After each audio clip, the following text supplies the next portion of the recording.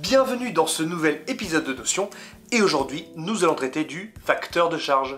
Lorsqu'on souhaite comparer deux types de centrales de production d'énergie électrique, on a tendance à utiliser leur puissance nominale, autrement dit la puissance la plus élevée que la centrale peut délivrer. Par exemple, si l'on souhaite remplacer une tranche nucléaire de 900 MW par des éoliennes de 1 MW, on a envie de répondre qu'il nous faudrait 900 éoliennes.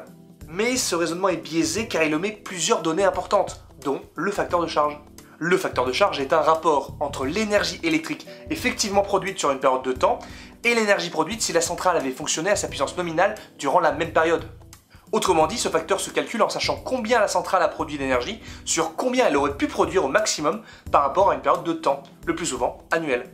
Le résultat étant exprimé par un pourcentage. Si nous reprenons notre exemple, mais que cette fois-ci nous utilisons le facteur de charge qui, en France et en 2018, était de 75% pour le nucléaire et de 21% pour les éoliennes, et que nous l'appliquons à notre puissance nominale, la tranche nucléaire passe de 900 MW à 675 MW et les éoliennes passent de 1 MW à 0,21 MW.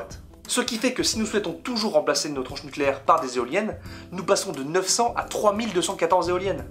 On observe donc un écart non négligeable de 2314 éoliennes entre le calcul sans et avec le facteur de charge.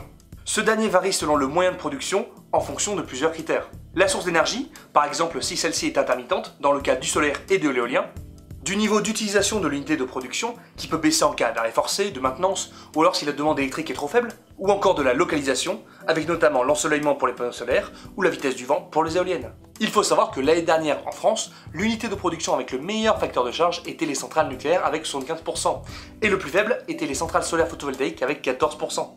Bref, le facteur de charge permet donc d'avoir une idée sur la production des centrales, ce qui rend possible la comparaison entre plusieurs types, mais surtout de savoir la rentabilité de l'installation.